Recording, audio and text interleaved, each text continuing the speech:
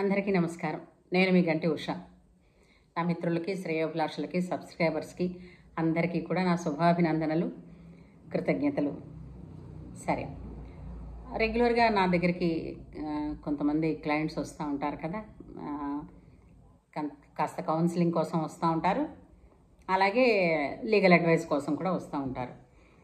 వాటిల్లో ఎన్నో రకరకాలు కథలు అనుకోండి అవన్నీని.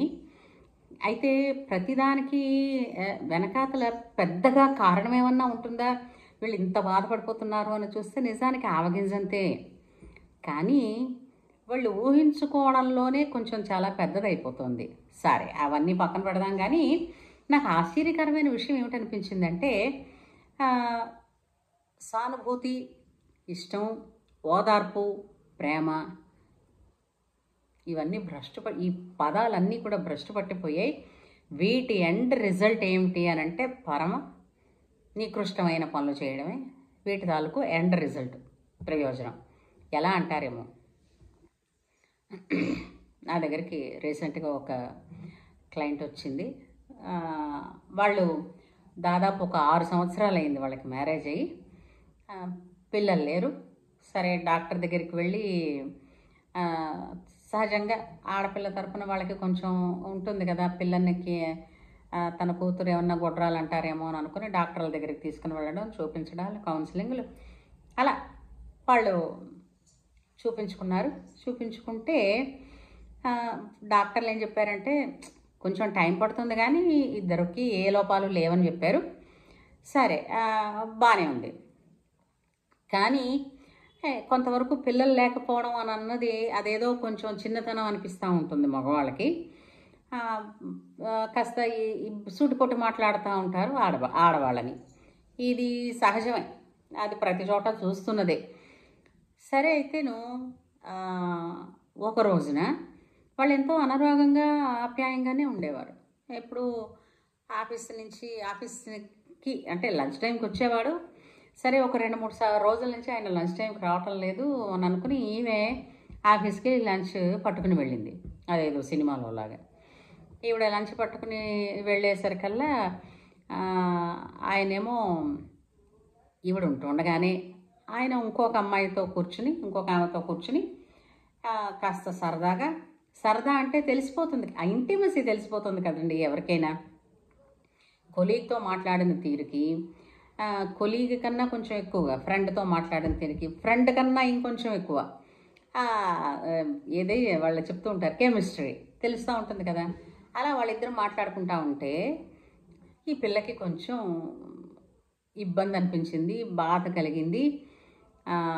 తర్వాత ఈమె ఎదురుకుండానే అక్కడ భార్య ఉందని తెలిసి కూడా అతను మరింతగా రెచ్చిపోతూ ఉంటే ఈమెమి మాట్లాడకుండా ఊరుకుని బాధపడి ఇంటికి వచ్చింది. ఇంటికి వచ్చిన తర్వాత మొగుడిని అడిగింది, ఏమిటండి విషయం అని. అడిగితే సహజంగా ఆన్సర్ చెప్పడానికి గనక లేకపోతే, చేత కాకపోతే చాలామంది మగాళ్ళలో ఏం చేస్తారు అని అంటే 2 దెబ్బలు వేసేసి ఏదో కాస్త గట్టిగా అరిచేసి వెళ్ళిపోయాడు బయటికి. దాంతో ఈమె ఒక్కసారిగా ఒంటరితనం, బాధ. నేను 6 సంవత్సరాల నుంచి 6 సంవత్సరాలండి 6 సంవత్సరాల నుంచే ఎక్కువ బాధపడుతోందట పాపం. నిజమే కదా, 6 సంవత్సరాల నుంచి మనం కలిసి ఉన్నాం. కానీ 6 సంవత్సరాలు కావచ్చు, 60 గడియలు కావచ్చు అండి, భార్య అన్న వాళ్ళకి తన ఎదురుకుండా భర్త ఆ విధంగా ఉంటే ఏ భార్య సహించలేదు. ఇంకో విషయం తెలుసా మీకు, ప్రపంచం అంతటిలోనూ కూడా 2 స్థానాలు స్త్రీకి పూర్తి సామ్రాజ్యాధికారాన్ని ఇచ్చినవి. 1 వంటిల్లు, 2 భర్త కౌగిలి. అవి 2 తనకే సొంతం అనుకుంటుంది. అక్కడ ఏ డిస్టర్బెన్స్ వచ్చినా కూడా ఆమె సహించలేదు, ఇది నిజం. అయితే ఈ అమ్మాయికి కూడా కోపం వచ్చింది, బాధ వచ్చింది, అన్నీ వచ్చాయి. అప్పుడు ఈమె సహజంగా ఎవరిని ఆశ్రయించాలి ఒకవేళ ఇలా జరిగితే?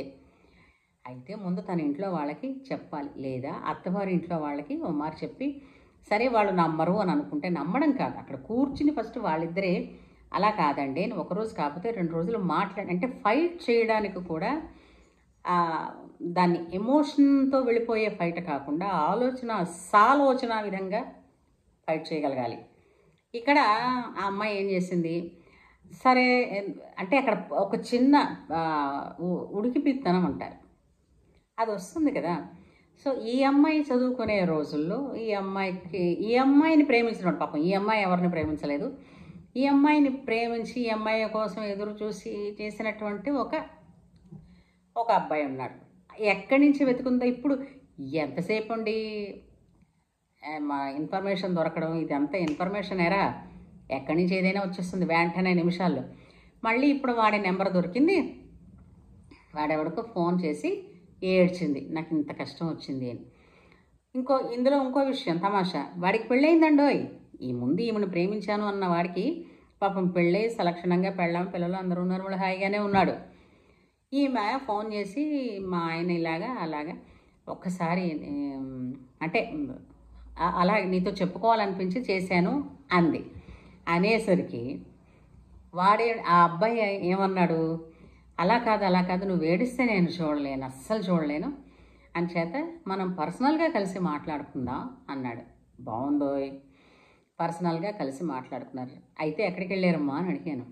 అంటే తను రిసార్ట్ బుక్ చేసాడండి అంది. ఏమండి, ఓదార్చడానికి రిసార్ట్లు బుక్ చేయాలా? ఏ గుడి మెట్ల మీద కూర్చుంటే ఓదార్చడం అవదా? అంటే చూడండి, తెలిసే చేస్తున్నారా తెలియక చేస్తున్నారా, అదొక క్యూరియాసిటీతో చేస్తున్నారా ఏమో. సరే వెళ్ళినప్పుడు మరి ఓదార్చాడు. అతన్ని చూసి బోరుమంది. అతనేమో చచ్చా ఆడోకు, రిసార్టు బుక్ చేసుకున్నారు, ఇద్దరే ఉన్నారు కదా, ఎవరు లేరు కదా పక్కన, చక్కగా దగ్గరికి వచ్చి ఆలించాడు. అయింది. కట్ చేస్తే మరి 3 నెలలకి ఈవిడే కన్సీవ్ అయింది కదా. మళ్ళీ ఆ తర్వాత వాడు మళ్ళీ మధ్యలో కాంటాక్ట్స్ లేవు. ఓదార్పు అయిపోయింది కదా, సానుభూతి ఓదార్పు శుభ్రంగా పుచ్చుకుంది, వచ్చింది. ఇప్పుడు కన్సీవ్ అయిందని అత్తవారిలో వంక వాళ్ళు, భర్త, పుట్టింటి వాళ్ళు అందరూ కూడా ఇలా పొంగిపోతున్నారు. అదొక సెలబ్రేషన్స్ చేసుకుంటున్నారు. మంచి అంటే వాళ్ళ ఇంట్లో వాళ్ళందరికీ కూడా శుభవార్త అన్నట్టుగా చెప్పుకుంటున్నారు. ఇప్పుడు ఈవిడికి ఆ మొగుడిని చూసి తప్పు చేశాను కదా, ఈ వాడి పిల్లాడు కాదు కదా, అందుకని ఈ ప్రెగ్నెన్సీ తీసుకోనా అని అడిగింది. నేను నీ ఓదార్పు కోసం, నీ భావనల కోసం ప్రపంచంలోకి నీ ప్రమేయం లేకుండా వస్తే నువ్వు అనుకోవడానికి, నువ్వు తెలిసి చేసిన ఒక పని వల్ల ఓ ప్రాణం వస్తుంది, దీన్ని ఎందుకు చంపడం? ఈ పిల్ల నీది కాదంటే ఆయన ఏమిటవుతాడు? ఫస్ట్ తప్పే కావచ్చు, ఇంటిల్లిపాది కూడా అప్సెట్ అవ్వడం పక్కన వేరే విషయం, ఆ తర్వాత వచ్చే కాన్సిక్వెన్సెస్ నువ్వు ఎదుర్కోగలవా? సరే అబార్షన్ చేసేసుకుందాం అనుకుంటాం, తప్పు కదా. మనం ఎవరైనా మనలాంటి వాళ్ళు ఒక ప్రాణిని చంపమని సలహా ఇవ్వచ్చా? కరెక్ట్ కాదు. ఆమె తీసుకుంటాను అని అంటే సరే, నువ్వు బిడ్డ కోసం ఎంతో ఆశపడి ఎదురు చూస్తున్న దానివి, ఇప్పుడు ఆ బిడ్డని చంపేసుకుని జీవితాంతం నువ్వు క్షమించుకుని బతకగలవా? లేవు. తప్పు చేసే ముందు ఆలోచించాలి. ఎందుకంత మానసిక దౌర్బల్యం వచ్చింది ఈ మధ్యకాలంలో స్త్రీలకి? అసలు స్త్రీలు అబలా అంటారు.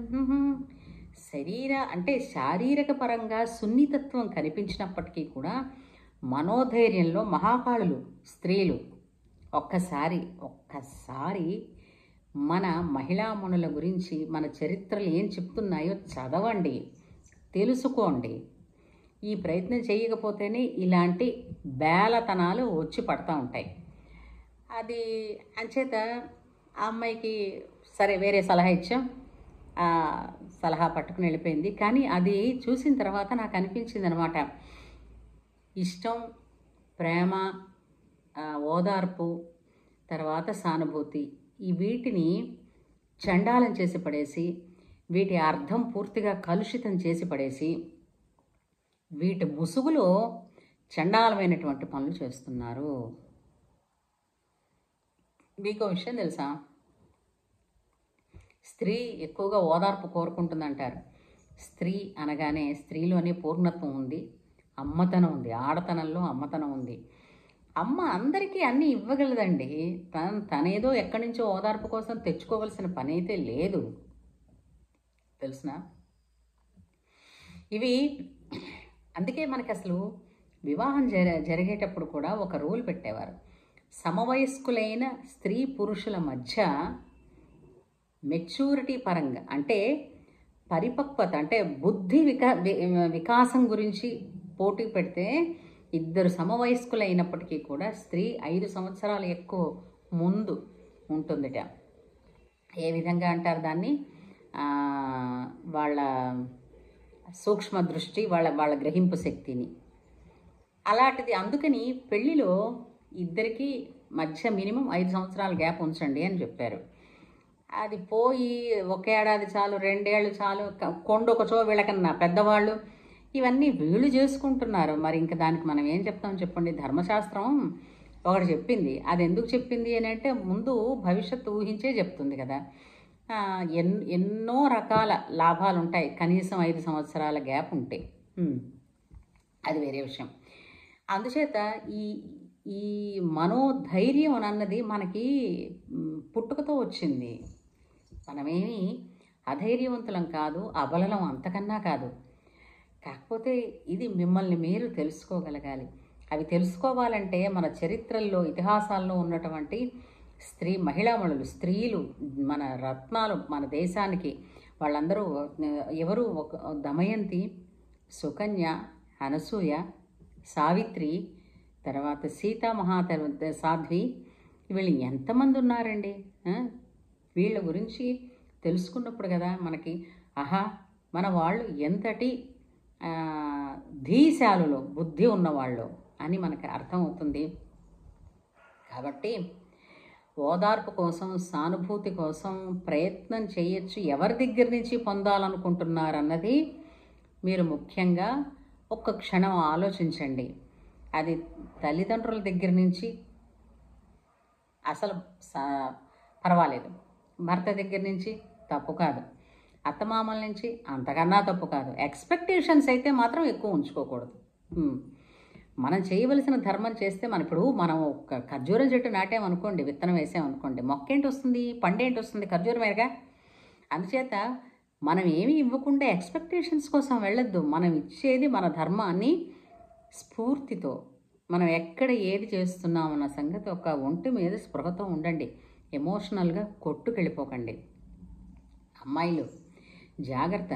మనోధైర్యం తగ్గుతోంది, ఓదార్పులు కావాలి అని అంటే ఎవరిని అడిగితే అప్పుడు అది ఉన్న వాళ్ళ దగ్గర పుష్కలంగా ఎవరుంటారు? మీ అమ్మని మించి ఓదార్చే వాళ్ళు ఎవరు ఉండరండి. అమ్మని మించి సానుభూతి చూపించే వాళ్ళు కూడా ఎవరూ ఉండరు పృథ్వీలో. ఆశ్రయించాల్సి వస్తే పవిత్రమైన ప్రేమని, పవిత్రమైనటువంటి సానుభూతిని, ఓదార్పుని ఆశించండి. అంతేగాని దాని ముసుగు మాటున ఎమోషన్లో దిగజారుడు పనులు చేసే వాళ్ళ వైపుకి దయచేసి వెళ్ళి ఆ పదాలకి, వాటి భావాలకి ఉన్నటువంటి ఔన్నత్యాన్ని భ్రష్టు పట్టించకుండా ఉంటే ఎంతో మేలు అని నేను మిమ్మల్ని వేడుకుంటున్నాను. మనందరం మహాధైర్యవంతులం, తెలిసిందా? సో ధైర్యం కావాలా? ఏమీ అధైర్యపడకండి, అమ్మవారిని తలుచుకోండి, అదే వస్తుంది ధైర్యం. సరేనా? లేదా మీ అమ్మ దగ్గరికి వెళ్ళి అమ్మ నీతో మాట్లాడాలి, లేదా అమ్మ ఒళ్ళో ఏం అక్కర్లేదండి, ఎంతో ఇబ్బంది ఉందనుకోండి, అమ్మ ఉన్నవాళ్ళు అమ్మ ఒళ్ళోకి వెళ్ళి పడుకోండి, ఒక్క మారు తలపెట్టుకుని. ఎంత రిలాక్సేషన్ వస్తుందో. ఫ్రీ అండి, ఏ ప్రమాదం లేదు. ఏమంటారు? మీకు కూడా ఇది నచ్చితే స్త్రీకి ఎంత మనోధైర్యం ఉందో మీరు రెస్పాండ్ అవ్వండి కామెంట్ సెక్షన్లో. సరేనా? ఉంటాను.